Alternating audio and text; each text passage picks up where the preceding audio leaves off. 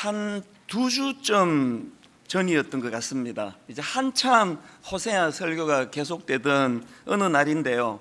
그 뜬금없이 그 가수 양희은 씨가 부른 그 노래 중에서 사랑, 그 쓸쓸함에 대하여, 그러니까 이런 제목의 노래가 있지 않습니까? 사실 저는 이제 그 노래를 그 내용을 잘 모릅니다. 근데 그 제목이 이렇게 불쑥 떠오른 거예요. 그러면서 이런 질문이 생긴 겁니다. 왜 제목을 이렇게 지었지? 왜 제목을 사랑 그 쓸쓸함에 대하여 이렇게 지었을까? 그러면서 그날 오전 내내 그 노래 제목이 계속 이제 머리를 맴도는 겁니다.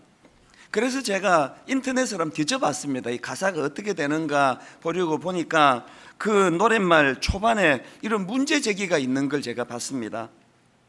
도무지 사랑할 수 없는 한 가지, 사람을 사랑하게 되는 일, 참 쓸쓸한 일인 것 같아. 아마 이제 이 남녀 간의 사랑을 이제 그리는 것 같아요. 이제 헤어진 것 같네요. 그 이제 사랑하다가 헤어지는 그 슬픔을 이제 문학적으로 이렇게 표현한 것 같은데, 그 당시로 저는 이 호세아의 사랑에 막 그냥 필이 꽂혀가지고 충만했기 때문에 이 노랫말에 동의가 되지 않는 거예요. 아니, 사람을 사랑하게 되는 일이 어떻게 그 쓸쓸한 일이라고 말할 수가 있는가? 그러면서 그 왜 노래 제목을 이렇게 정하고 또 가사는 왜 이렇게 전개가 되는가? 그러면서 제가 가사를 쭉 보니까요, 금방 답을 찾겠더라고요. 이 노랫말에서 말하는 그 사랑이 쓸쓸함으로 끝날 수밖에 없는 이유를 제가 발견했는데요, 이런 가사가 있었습니다. 사랑이 끝나고 난 뒤에는 이 세상도 끝나고 날 위해 빛나던 모든 것도 그 빛을 잃어버려. 이 남녀 간에 이제 사랑을 나누다 헤어지는 아픔 가운데 드러나는 한마디가 뭐냐, 제 눈에 확 들어온 게 날 위해 빛나던 모든 것도. 이게 그래서 제목이 사랑 그 쓸쓸함에 대하여였구나. 이 사랑이 이렇게 쓸쓸함으로 끝날 수밖에 없는 것은 그 출발이 모든 이 우주가 자기를 위해 돌아가는 거 아닙니까? 사랑이 끝나고 난 뒤에는 이 세상도 끝나고, 사랑이 끝나고 난 뒤에는 날 위해 빛나던 모든 것들도 그 빛을 잃게 된다고 하는 이 철저한 나 중심의 사랑을 구가했기 때문에 그 결말은 쓸쓸할 수밖에 없다. 제가 그런 생각을 제가 했습니다. 무슨 그 유행가 가사를 가지고 그렇게 심오하게 분석하느냐 싶겠지만요, 참 많은 제가 생각을 하게 됐습니다. 연애할 때 저 남자는 날 행복하게 하기 위해서 태어난 존재예요. 이 여자로 말미암아 이 여자의 존재가 날 기쁘게 해주는 존재. 그래서 그 사랑이 끝나고 나면 이 세상도 끝나는 거예요. 그 사랑이 끝나고 나면 날 위에 빛나던 모든 것들이 다 빛을 잃게 되는 이 철저한 나 중심, 이 축소지향적인 사랑으로는 절대 행복할 수가 없다는 거 아닙니까? 그러고 보면 이 싸움인 것 같아요. 세상은 끊임없이 이런 식의 나 중심의 사랑, 이 남편을 만난 것도 내 행복을 위해서, 이 여자를 만난 것도 내 행복을 위해서, 그건 틀린 게 아니에요. 당연히 그건 맞는 말이지만, 이 여자를 만남으로 내가 행복해지고 그 동시에 나로 말미암아 이 여자도 행복해지는, 이것이 잘 안 일어나는 거 아닙니까? 모든 초점이 나 중심, 나 중심의 사랑을 해라. 이게 이 세상이 우리에게 끊임없이 집요하게 가르쳐주는 가치관이고 메시지라면, 하나님께서 우리에게 요구하시는 사랑은 호세아에게 요구하는 사랑이에요. 용납해라, 용서해라, 네 머리와 상식을 뛰어넘는, 네 머리로 이해가 안 될 때까지 사랑해라. 십자가가 바로 그거 아니냐? 아가페 사랑을 우리에게 강요하시는, 이 두 사이에서 갈등하는 게 그게 신앙생활인 것 같습니다. 예수님께서 이제 공생애를 시작하시려고 성령에 이끌려 40일 이제 하나님 앞에 금식하며 기도하는 이제 이 공생애가 시작되는 그 찰나에 마귀가 유혹했던 세 가지 유혹도 바로 그 문제더라고요. 자, 마귀의 첫 번째 유혹이 마태복음 4장 3절입니다.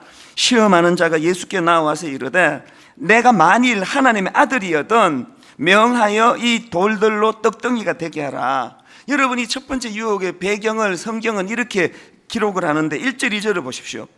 그때에 예수께서 성령에게 이끌리어 마귀에게 시험을 받으러 광야로 가사 40일을 밤낮으로 금식하신 후에 줄이신지라. 어떤 배경인지 아시겠죠? 지금 예수님이 줄이고 계시는 그 상황에서 마귀의 시험이 뭡니까? 유혹이라는 거는 뭐 인류 구원이고 뭐고 네 배부터 채워라. 네 배부터. 두 번째 유혹도 마찬가지예요. 5절 6절입니다.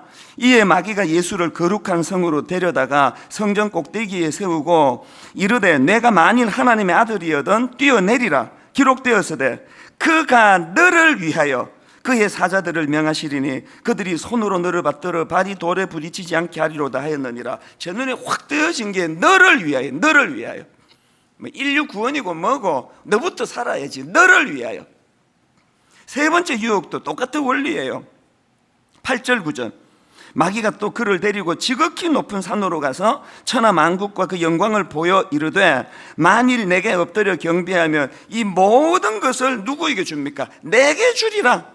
지 끝도 아니면서 마귀가 지금 집요하게 공격하는 이 삼중적인 공격의 그 원리는 딱 하나예요. 너를 위하여. 그 사랑, 그 쓸쓸함을 위하여라는 그 노랫말하고 같은 맥락이더라고요. 태양도 날 위해서 돌아가고 있고 우주가 날 위해서 지금 움직이고 있고 그 여자도 그 남자도 내 이 만족을 위해서 존재하기 때문에 그 사랑이 끝나는 순간 절망이 오는 거예요. 모든 게 다 끝났다. 뭐 다 끝나기는 뭐가 다 끝납니까? 여전히 태양은 아름답게 빛을 비추고 있고 온 우주가 수많은 사람들을 위하여 존재하고 있는데 그 끝나기는 왜 끝났다는 겁니까? 지금 하나님의 아들이신 예수 그리스도께서는 이 땅에 오셔서 십자가라는 도대체 이 우리 머리로는 담을 수도 없고 이해도 안 되고 또 용납할 수도 없는 그 지고지순한 사랑을 펼치려고 오셨는데 마귀가 노리고 있는 건 그걸 잊게 만드는 거예요. 그런 엄청난 사랑 말고 그저 네 배 채우고 모든 걸 누리면서 그렇게 잘 먹고 좀 잘 살면 안 되겠니? 이게 오늘 목사인 저에게 마귀가 하는 공격의 핵심인 걸 여러분 아시잖아요. 호세아 선지자 당시에 그 수많은 이스라엘 백성들이 하나님을 저버리고 우상인 바알신을 섬기게 된 핵심적인 이유도 여기서부터 비롯된 거 아닙니까? 구약학자 김필회 교수가 쓴 호세아 주석서에 보면은요, 이스라엘 백성들이 하나님을 버리고 바알신을 쫓았던 이유가 두 가지라고 설명하는데요. 첫째가 뭐냐? 바알 종교는 제의적 의무만 잘 행하면 다른 윤리를 요청하지 않는 종교라는 거예요. 무슨 뜻입니까? 그저 예배 한번 잘 드리고 나면 어떤 부담도 안 주는 종교라는 거예요.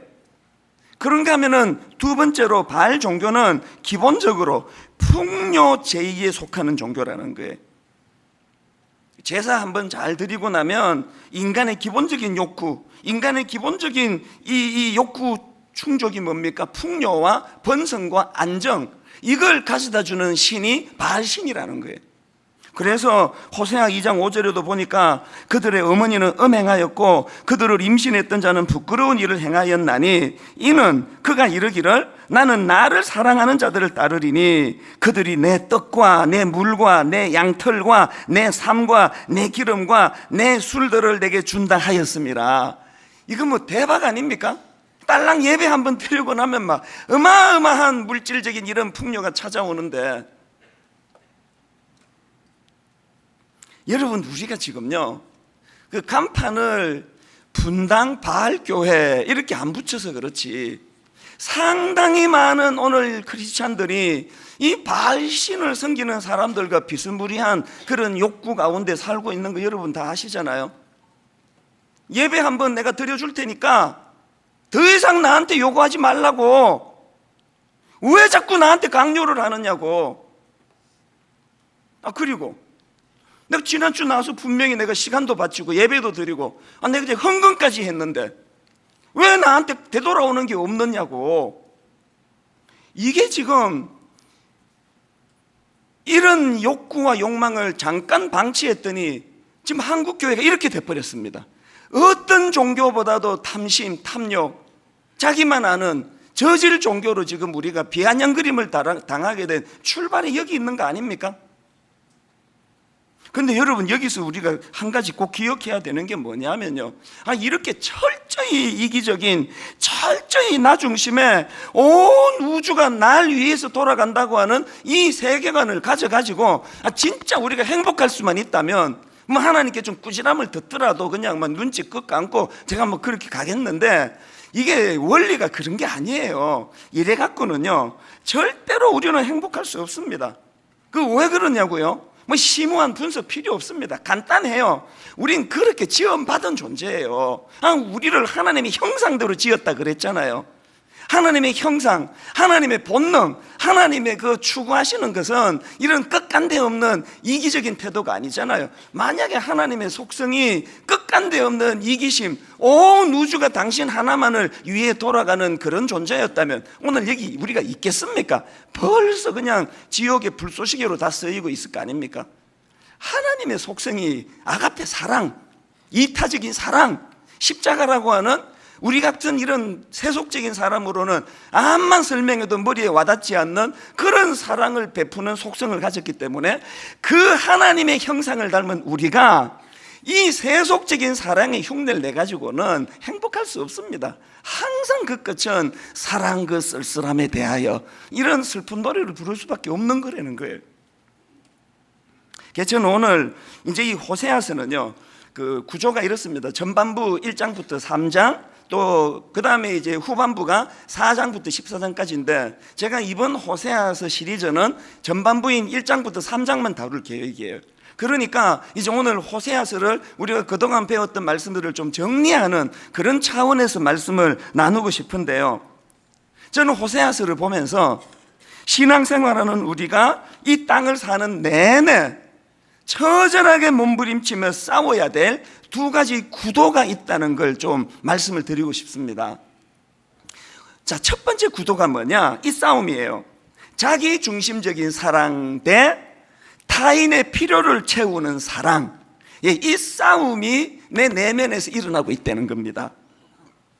지금 호세아서 1장 2절에서 하나님이 뭘 요구하십니까? 여호와께서 처음 호세아에게 말씀하실 때 여호와께서 호세아에게 이르시되 너는 가서 음란한 여자를 맞이하여 음란한 자식들을 낳아라.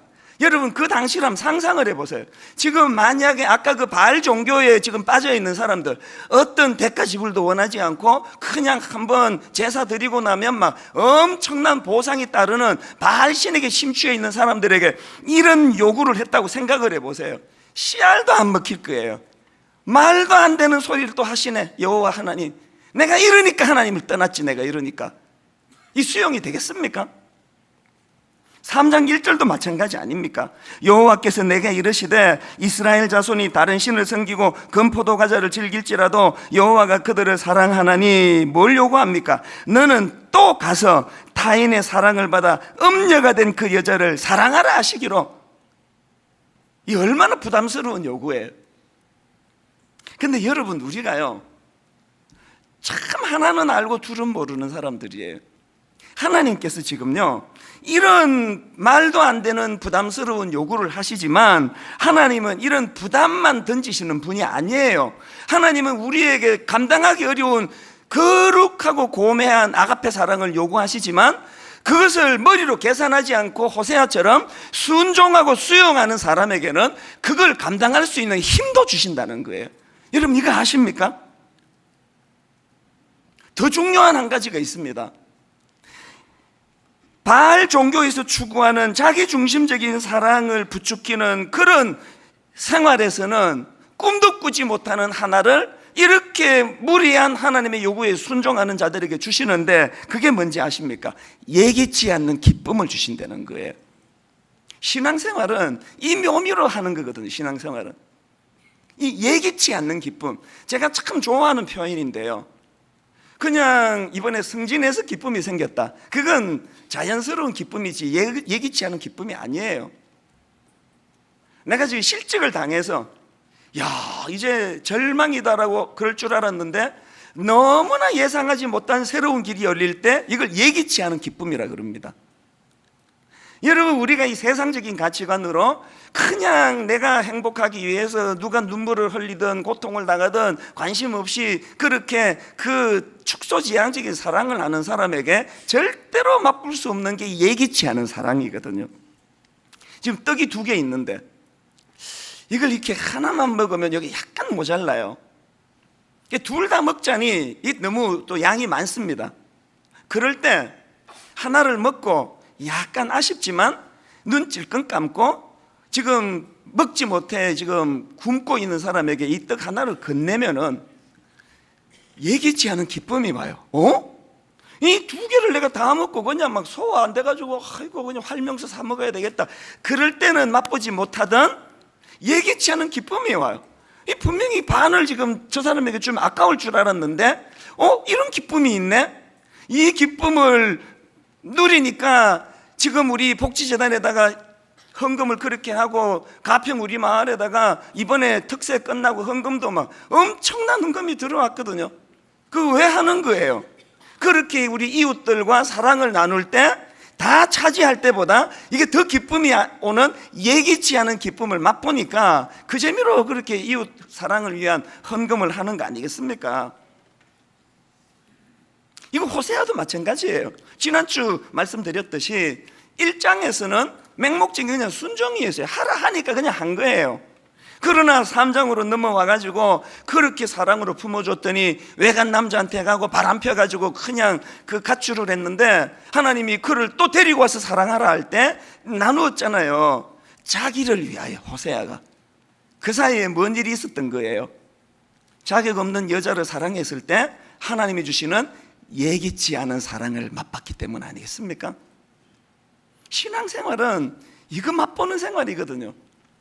그런데 여러분, 그렇게 모태신앙이라 그러고 그냥 어릴 때부터 계속 그냥 교회로 오는데 이런 사랑이 뭔지 하나도 못 보고 그냥 그래도 오시는 거 보면 그 정말 대단하긴 대단해요. 기왕에 여러분 오시는데 그 바울을 한번 보세요. 바울. 인간적으로 하나님 그러시면 안 되는 거 아닙니까? 하나님 위하여 그렇게 그냥 몸바쳐 충성을 하는 바울이 지금 가시라고 부르는 어떤 육신적인 문제가 있어가지고 그렇게 그냥 하나님께 이거 없애달라고 구하고 또 구하는데 안 들어주잖아요. 뭐 그거 내가 족하다 그러면서 안 들어주니까 바울이 인간적으로 처음에는 그게 얼마나 야속하고 섭섭했겠냐고요. 그도 인간인데. 그런데 바울이 깊은 영적인 세계를 맛보고 나니까 예기치 않은 기도 응답이 안 됐기 때문에 얻는 예기치 않은 기쁨을 맛본 거 아닙니까? 그래서 바울이 고린도후서 12장 9절에서 이런 고백을 하는 거예요. 나에게 이르시기를 내 은혜가 내게 족하도다. 이는 내 능력이 약한 데서 온전하게 지미를 하신지라. 그 다음 보세요. 그러므로 도리어 크게 기뻐함으로 나의 여러 약한 것들에 대하여 자랑하리니 이는 그리스도의 능력이 내게 머물게 하려 함이라. 지금 이 고린도후서 12장 9절의 논리를 가만히 안 보세요. 처음에는요 하나님이 당신의 논리를 그냥 강요한 거예요. 내 은혜가 네게 족하다. 하나님이 당신의 논리를 강요해서 그걸 그냥 받았을 뿐이에요. 그랬는데 그 다음 갈수록 이는 내 능력이 약한 데서 온전해진 걸 이 예기치 않은 기쁨을 자기가 맛본 거예요. 그래서 그 하나님의 논리가 자기 논리가 된 거 아닙니까? 그래서 도리어 크게 기뻐함으로 이제 나 그런 거 안 구한다.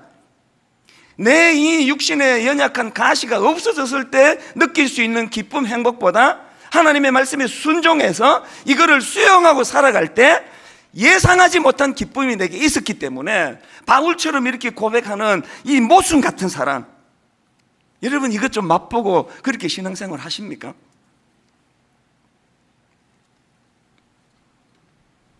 다윗도 마찬가지 아닙니까?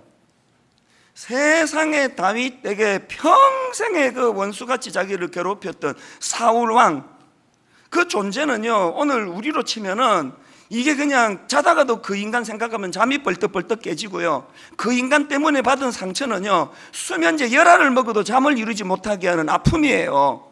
그랬는데 바울이 깊은 영적인 자리로 들어가고 났더니 그가 깨달은 게 뭐예요? 세상에 하나님이 나를 참 사람들에게 이렇게 존경받는 수천 년이 지난 지금까지도 존경하는 그런 놀라운 왕으로 하나님이 쓰시기 위해서 저 사울 왕을 내 인격을 다듬는 조교로 그렇게 불러 쓰셨구나.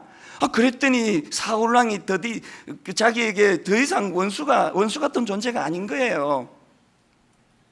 여러분, 이 깊은 자리로 좀 가셔야 될 거 아닙니까? 저는 내 생애에 가장 힘들었던 때가 20대 미국 처음 가가지고 절망적인 그런 마음도 여리고 또 경험이 없어서 더 크게 이제 제가 현실을 받았겠지만, 내가 지금도 잊혀지지 않는 게요, 직장이 안 구해지는 직장이 지금 오늘 우리 젊은이들처럼. 그리고 또 어떻게 구해서 가면은 한 며칠 만에 쫓겨나는 거예요. 왜?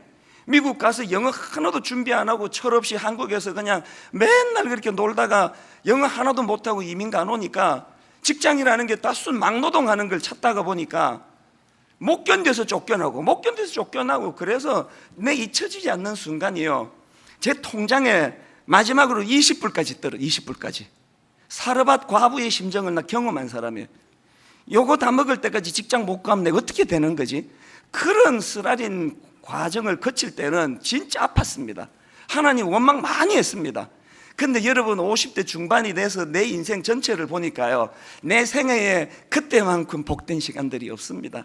그 아픈 과정을 거쳤기 때문에 적어도 저는요, 그런 사랑을 베풀지는 못하지만 우리 성도들의 실직당하고 경제적인 어려움에 빠질 때 그 아픔이 얼마나 쓰라린가는 저는 알아요. 저는 드림센터에서 청소하시는 아주머니들에게 항상 내가 먼저 인사드리지 않은 적이 없습니다. 왜? 그거 다 제가 하던 일들이거든요. 하나님께서 세상에 그 철딱선이 20대 초반에 이미 분당 우리 교회 담임 목사라는 상상하기 어려운 영광스러운 자리를 예비해 두시고 저로 하여금 고난의 학교에 입학을 시키셨기 때문에 그거를 깨닫는 순간 저의 20대 아팠던 시간들이 다 이게 놀라운 축복으로 바뀌더라고요. 제가 무슨 생각을 가끔씩 하느냐, 그 과정을 안 거치고 목사 됐으면 얼마나 많이 내가 우리 성도들 괴롭혔겠냐고요. 얼마나 여러분에게 상처 주는 목사가 됐겠냐고. 우리가 신앙생활 하는데 발신을 쫓는 그런 얕은, 이렇게 해서 눈에 보이는 거고, 요거 좋은 거, 현금, 현찰, 이야, 이게 막 그냥 복이 굴러 들어오는구나, 이런 것들로는 하나님의 깊은 신령한 복이 뭔지를 알 수가 없는 거예요. 하나님은 우리에게 끊임없이 연단을, 고통을, 아픔을 통해서 우리의 이 뿌리 깊은 자기중심적인 사랑을 치료해 주시기를 원하신다는 거예요. 여러분, 그 우분투라는 그 단어를 혹시 들어보셨는지 모르겠는데요, 이 우분투라는 단어는 아프리카 반투족의 언어라고 합니다. 어느 글에서 제가 이 우분투라는 단어를 발견하고 참 의미가 있다 제가 메모해 뒀는데요, 이 우분투가 무슨 뜻인가 하니까 우리가 함께 있기에 내가 있다, 그런 뜻이라는 거예요. 근데 이 우분투라는 이 단어는요, 아프리카 부족에 대해서 연구하고 있던 어느 인류학자 이야기와 연관이 있는 단어라는 거예요. 이게 무슨 말씀인가 하면은요, 이 인류학자가 한 번은 아프리카 어느 부족의 아이들을 모아놓고 이제 게임을 제안했다는 거예요. 자, 이리 와봐. 너희들 저기 저 나무 보이지? 내가 저 나무 밑에 큰 바구니에 막 싱싱한 여러 과일들을 거기다 다 지금 준비를 해놨는데, 이제 여기서 이제 그 저 나무까지 제일 먼저 달려가는 그 우리말로 1등하는 그 아이에게 저 과일 전부를 다 주려고 한다. 알겠지, 그지? 그리고는 이제 자, 준비됐니? 그리고는 이제 준비 땅 그랬는데요, 이 인류학자의 예상을 벗어나는 행동을 아이들이 하는 거예요. 그 아이들이 전부 손에 손을 맞잡고는 그러면서 이제 함께 손을 잡고 목표를 향해 달려가더니 그 나무, 그 과일 바구니가 담겨있는 나무 밑에 도착하더니 이것들이 다 퍼질고 앉아가지고 하나 먹어라, 니도 먹고 나도 먹고 같이 먹고 있더래요. 그래서 이 인류학자가 참 그 모습이 독특하잖아요. 그래서 물었습니다. 다시 상기를 시켜줬어요. 얘들아, 내가 방금 너 1등 하면은 이 전부 다 혼자 가질 수 있다 그랬는데 안 아깝니?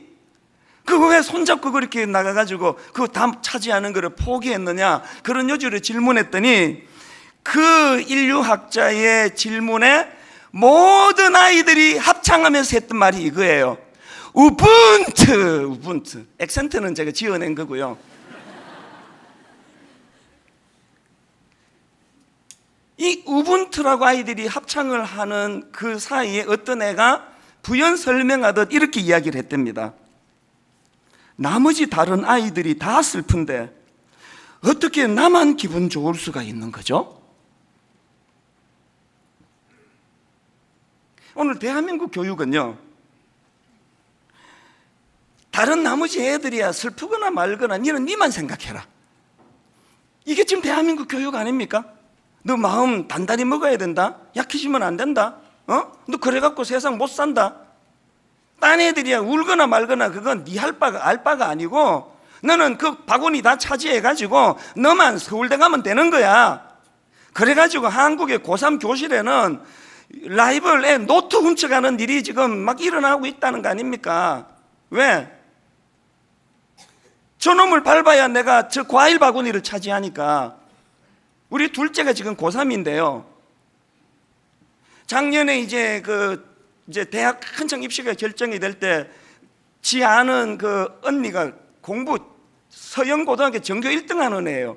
공부 엄청 잘하는 애가 재수하기로 결정했다고 하는 그 말이 떨어지자마자 우리 둘째가 내뱉은 놀라운 한마디, 라이벌이 하나 늘었네. 내가 보기에 그 성적이 라이벌이 아니거든요. 우리 아이들에게 본능적으로 접하는 이 사람들은 내가 밟아야 될 대상, 내가 행복하기 위해서는 얘들이 울어도 상관하지 않아야 된다는 이 교육을 지금 시키고 있는 거 아닙니까? 그래서 제가 읽었던 그 글에요, 이런 부연 설명이 있었습니다. 내가 너를 위하면 너는 나 때문에 행복하고 너 때문에 나는 2배로 행복해질 수 있다. 이게 우분투의 정신이라는 거예요. 하나님은 오늘도 우리가 여기까지 깨닫기를 원하시는 거예요. 여기까지. 그런가 하면은 두 번째로 신앙인인 우리가 이 땅에서 싸워야 될 구도가 하나 더 있는데 그게 뭐냐? 자기 세계에 갇힌 좁은 시야 대 시선을 보다 높은 곳을 향하기, 이 구도의 싸움이라는 거예요. 제가 이 호세아서를 읽다가 발견한 게 하나 있는데요. 하나님께서 지금 호세아에게 이제 아내를 누구를 하고 자녀 이름을 어떻게 짓고 이 개인사를 말씀하시는데 거기에 꼭 민족을 갖다 껴 넣는 거예요. 예외가 없더라고요. 자, 보시겠습니까? 1장 2절입니다.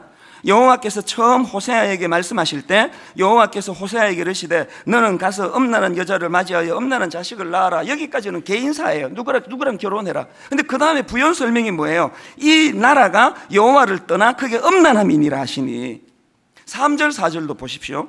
이에 그가 가서 디블라임의 딸 고멜을 맞이하였더니 고멜이 임신하여 아들을 낳음에 여호와께서 호세아에게 이르시되 그의 이름을 이스라엘이라 하라. 여기까지는 개인사예요. 그 다음에 사족을 붙이시는 게 조금 후에 내가 이스라엘의 피를 예후의 집에 갚으며 이스라엘 족속의 나라를 패할 것이미로다. 이거 민족사 아닙니까? 6절도 똑같은 원리예요. 고멜이 또 임신하여 딸을 낳음에 여호와께서 호세아에게 이르시되 그의 이름을 로루아마라 하라. 여기까지는 개인사예요. 그 다음에 토를 답니다. 내가 다시는 이스라엘 족속을 긍휼히 여겨서 용서하지 않을 것임이니라. 8절 고멜이 로루아마를 젖된 후에 또 임신하여 아들을 낳음에 여호와께서 이르시되 그의 이름을 로암미라 하라. 너희는 내 백성이 아니요 나는 너희 하나님이 되지 아니할 것임이니라. 지금 호세아에게 결혼하는 문제, 자녀 이름 정하는 개인사에다가 계속 하나님은 그 민족에 관한 이야기를 하고 계시는 거예요. 이게 뭘 의미할까요? 호세아가 선지자로서 그저 내 가정, 내 아내, 내 자녀 이런 좁은 자기 세계에 갇혀 있지 못하도록 넓은 곳을 바라보기를 원하시는 하나님의 마음이 담겨 있는 거 아니겠습니까?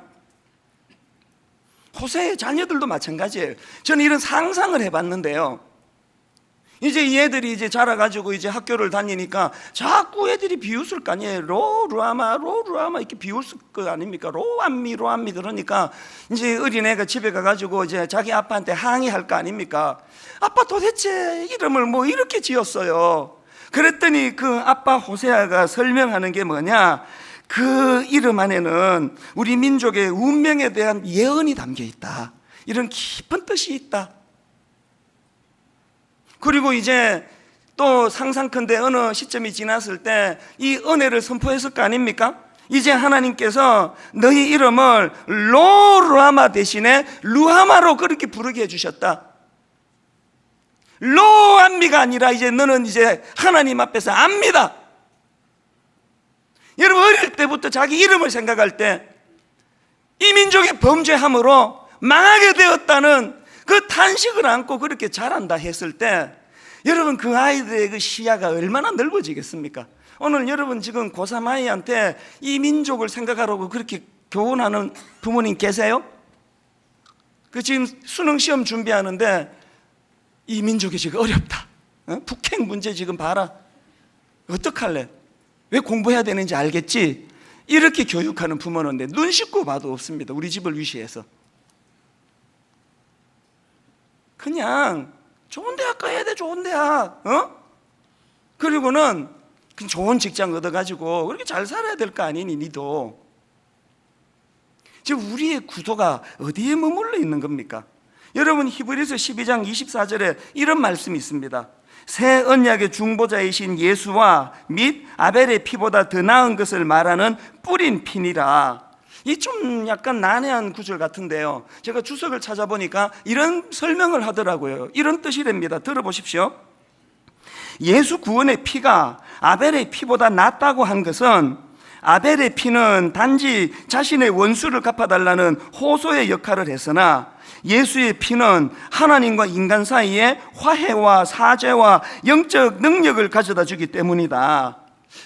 이게 제가 너무 도전이 됐습니다. 지금 성경이 아벨의 피라는 거하고 예수님의 피를 대조하고 있는데 어떻게 대조합니까? 아벨의 피는 그저 억울하다고 호소하는 고발의 피라는 거예요. 이 아벨의 피가 정죄하는 피라면 예수 그리스도의 피는 그 절망적인 마음을 뛰어넘어, 그 울분을 뛰어넘어 용서와 용납과 사죄의 은총이 담겨있는 큰 의미로서의 피라는 거예요. 오늘 우리가 믿는 하나님은 아벨의 피를 요구하는 하나님 아니에요. 오늘 우리가 믿는 하나님은 예수의 피를 우리에게 보여주시는 거예요. 그리고 제가 그 아벨 가정의 비극을 생각해 보니까 아벨의 형 그 가인이 조금만 더 넓은 시각으로 세상을 봤으면 자기를 통해 하나님이 기뻐하시던, 자기 동생을 통해 하나님이 기뻐하시던 넓은 시야로 하나님이 기뻐하시기만 하면 그러면 됐다라는 이 넓은 시야가 없으니까 세상에 자기 일을 통하지 않은 그것 때문에 동생을 죽이는 인류 최초의 살인자라는 오명을 쓰게 된 거 아니냐고요. 오늘 우리의 시야는 어떻습니까? 분당 우리 교회를 통해서 영광을 받으시든지, 옆에 있는 갈보리 교회를 통해서 영광을 받으시든지, 어떤 교회를 통해서든 같이 하나님이 영광을 받으실 수 있다면 이 큰 그림을 그리면서 그렇게 신앙생활 하기를 원하시는 거 아닐까요? 저는 오늘 결론을 이렇게 맺기를 원합니다. 우리가 1만 성도 파송 운동이라고 하는 우리 이 수준의 분수에 맞지도 않는 참 그 이상한 운동을 지금 몸부림치는 건 우리 수준에 맞춘 게 아니에요. 이를 악물고 시야를 넓혀서 이 교회를 헛고 약한 대로 보내고 이 교회가 절반으로, 아니요 4분의 1로, 아니요 그 이하로 줄어드는 일이 일어나므로 하나님이 그래서 영광을 받으신다면 그 좋은 일 아닌가? 이 꿈을 우리가 꾸고 있는 거예요. 요새 우리 목사님이 1만 성도 파송 운동 잘 안 하시는 거 보니까 생각이 바뀌었나 보다. 이렇게 생각하시면 오산인 줄 아려옵니다. 물 밑에서 잘 준비하고 있습니다. 여러분, 우리가 자기 세계라는 이 좁은 시선으로 그냥 이렇게 눈이 아래로만 흐르는 인생이 아니라 하나님이 원하시는 것, 눈을 들어 산을 보라. 예수님의 유언같이 남겨주신 말씀이 사도행전 1장 8절 아닙니까? 오직 성령이 너희에게 임하시면 너희가 권능을 받고 예루살렘과 온 유대와 사마리아와 땅끝까지 이르러 내 증인이 되리라. 이 하나님의, 예수님의 말씀 포인트가 뭐예요? 그저 네가 발 담고 태어나는 예루살렘 그렇게 살지 말고 지경을 자꾸 넓히려는 거예요. 자꾸 어디까지? 땅끝까지. 오늘 이 두 가지 구도 안에 살아가는 우리가 거기에 함몰되지 않는, 그래서 자기중심적인 사랑을 강요하는 이 세상에서 타인의 필요를 채우는 사랑으로, 자기 세계에 갇힌 좁은 시야에 갇혀 살길 원하는 이 세상 구도에서 시선을 보다 높은 곳으로 향하는 그런 성숙한 주님의 자녀 되시기를 주님 이름으로 축복합니다. 오늘 설교를 이렇게 요약해 놓은 것 같은 찬양이 하나 있는데요, 155분 찬양입니다. 내게로부터 눈을 들어 주를 보기 시작할 때 주의 일을 보겠네. 이 찬양의 제목이 시선입니다. 시선. 오늘 말씀을 기억하시면서 함께 이 찬양 불러보기 원합니다. 내게로부터 눈을 들어 주를 보기 시작할 때, 내게로부터 눈을 들어 주를 보기 시작할 주의 일을 보겠네. 주의 일을 보겠네. 내 작은 마음 돌이키사 내 작은 마음 돌이키사 하늘의 꿈꾸게 하네. 하늘의 꿈꾸게 하네. 주님을 볼 때, 주님을 볼 때 여러분 이렇게 선포하십시오. 모든 시선을 주님께 드리고 주님께 드리고 살아계신 하나님을 느낄 때 살아계신 하나님을 느낄 내 삶은 주의 역사가 되고 주의 역사가 되고 하나님이 일하기 시작하네. 일하기 시작하네. 성령이 나를 변화시켜 성령이 나를 모든 두려움 사라질 때 주의 일을 보겠네. 주의 일을 보겠네. 황폐한 땅 한가운데서 황폐한 땅 뭘 깨달아야 됩니까? 주님 마음 알게 되리. 주님을 볼 때 우리의 좁은 시선이 모든 시선을 주님께 드리고 전능하신 하나님을 느낄 때 세상은 주의 나라가 되고 하나님이 일하기 시작하네.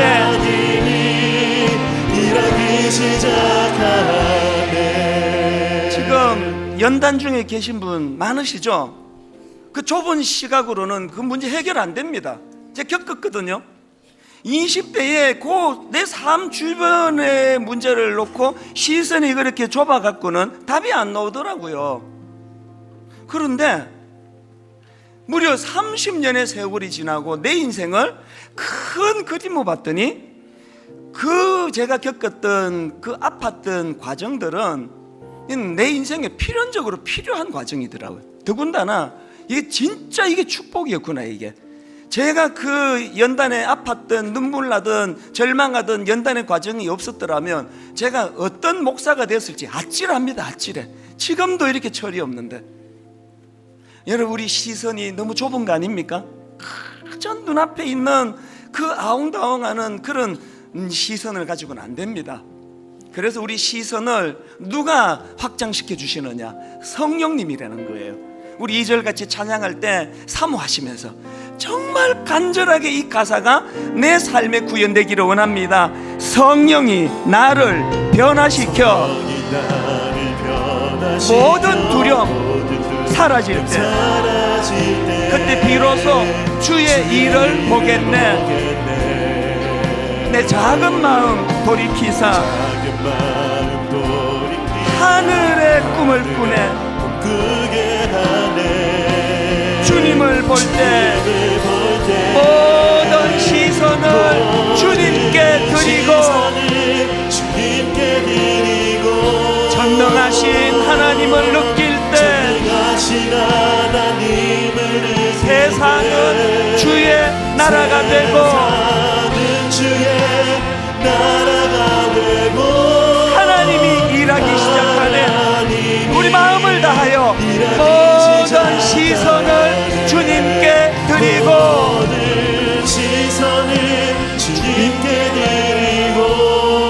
전능하신 하나님을 느낄 때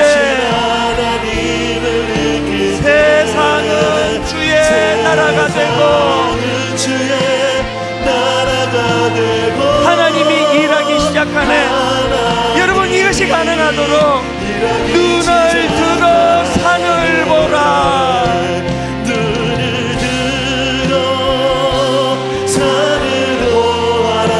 너의 도움 어디서 오나? 어디서 옵니까? 천지지으신 너를 만드신 여호와께로다. 하나님은 너를 지키시는 자, 너의 우편에 그늘 되시니 영안을 열고 멀리 내다보며 낮의 해와 밤의 달도 너를 해치 못하리. 이렇게 일하시는 하나님을 바라보셔야 합니다.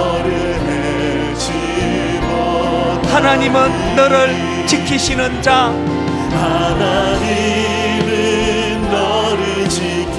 너의 환난을 면케하시니. 여러분, 이거 보이세요? 그가 너를 지키시리라. 너의 출입을 지키시리라. 좁은 우리의 시선에서 벗어나 눈을 들어 산을 보아라. 너의 도움 어디서 오나? 어디서 옵니까? 천지지으신 너를 만드신 여호와께로다.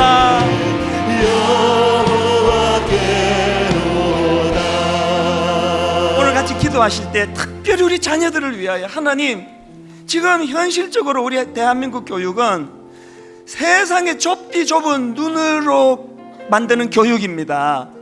거기에 우리가 어쩔 수 없이 지금 놀아나고 있는데 은혜가 필요합니다.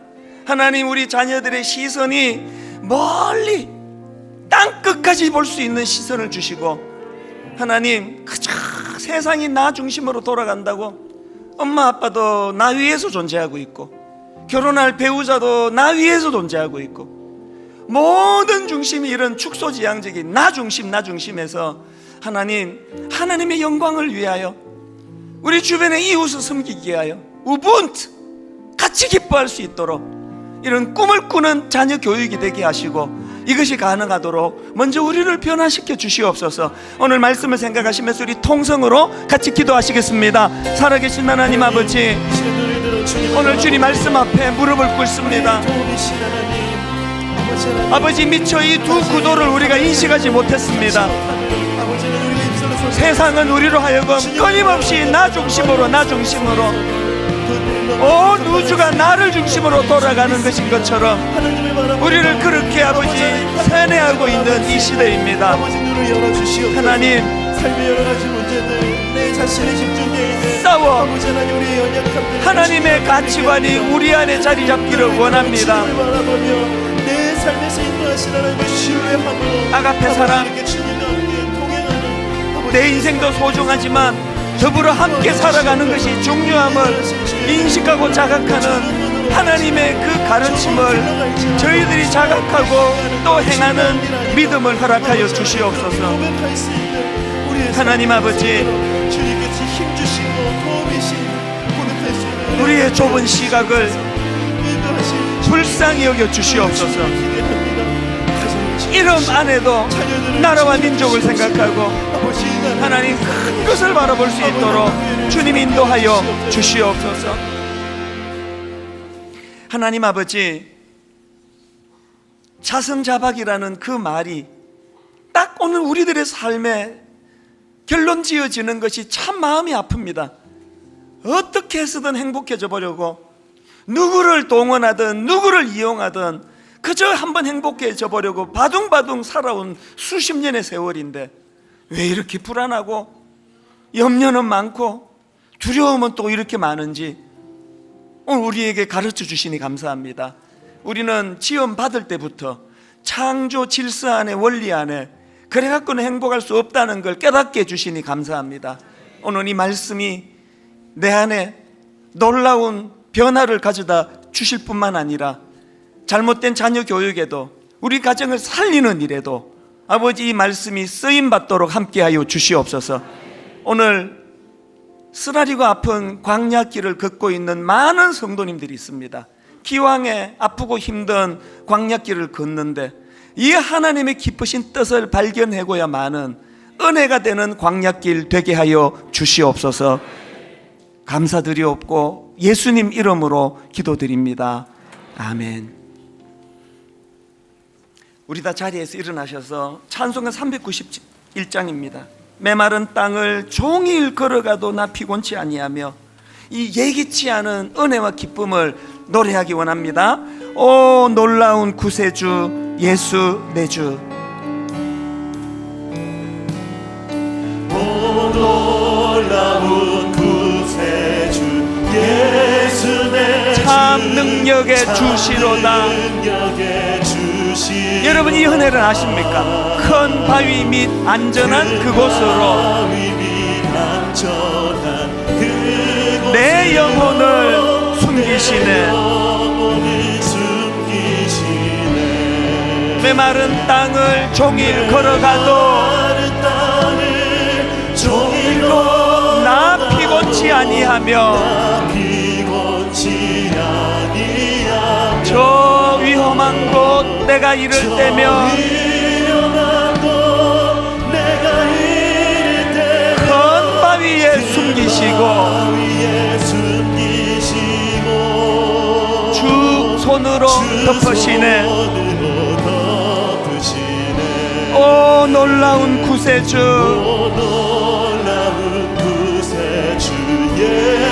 내 모든 짐 벗기시네. 죄악에서 날 끌어올리시며 또 나에게 힘주시네. 메마른 땅을 종일 걸어가도 나 피곤치 아니하며 저 위험한 곳 내가 이를 때면 큰 바위에 숨기시고 주 손으로 덮으시네. 하나님 아버지, 이 찬양 가사 그대로 구현되는 은혜로운 한 주간 되도록 인도하여 주시옵소서.